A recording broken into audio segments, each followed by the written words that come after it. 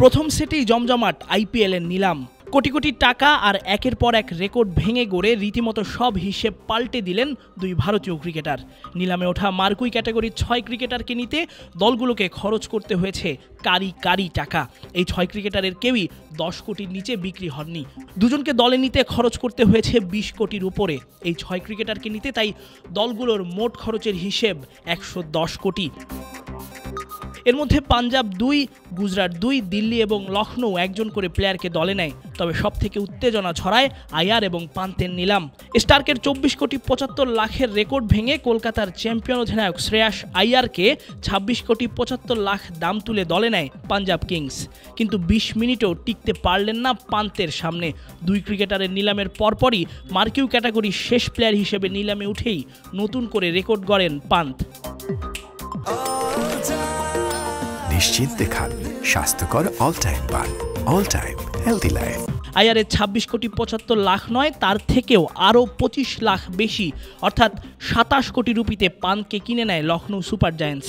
যে পান্তকে নিয়ে সবার এত আগ্রহ, সেই পান্ত হয়ে যান আইপিএলের ইতিহাসে সর্বোচ্চ দামে বিক্রিত ক্রিকেটার। তাকে দলে নেওয়ার ঘটনাও বেশ মজার, নাটকীয়তার, রোমাঞ্চের। শুরু থেকেই বিট করে লখনৌ। তাদের সঙ্গে আরসিবির টানাটানিতে মুহূর্তেই দাম উঠে যায় 10 কোটিতে। এরপর হায়দ্রাবাদ এসে 20 কোটি ডাকে, তবুও ছাড়েনি লখনৌ। 20 কোটি 75 লাখ বলে যখন পান্তকে পাওয়া অনেকটাই নিশ্চিত ওদের, এই সময় আরটিএম ব্যবহার করে পান্তকে দলে নিতে চায় দিল্লি। কিন্তু লখনৌ একেবারে আরও 6 কোটি 25 লাখ বাড়িয়ে 27 কোটিতে পান্তকে দলে নিতে চাইলে আর দিল্লি আগ্রহ দেখায়নি। এতেই পান্ত গড়েন রেকর্ড।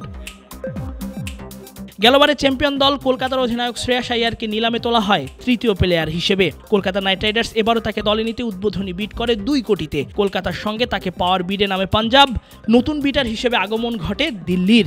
পাঞ্জাব এবং দিল্লি অধিনায়কের খোঁজে দ্রুতই 15 থেকে 18, এরপর 20 কোটি বেরিয়ে যায়। নাসরবান্দা পাঞ্জাব দিল্লির সঙ্গে পাল্লা দিতে দিতে 24 কোটি 75 লাখ ডেকে ফেলে।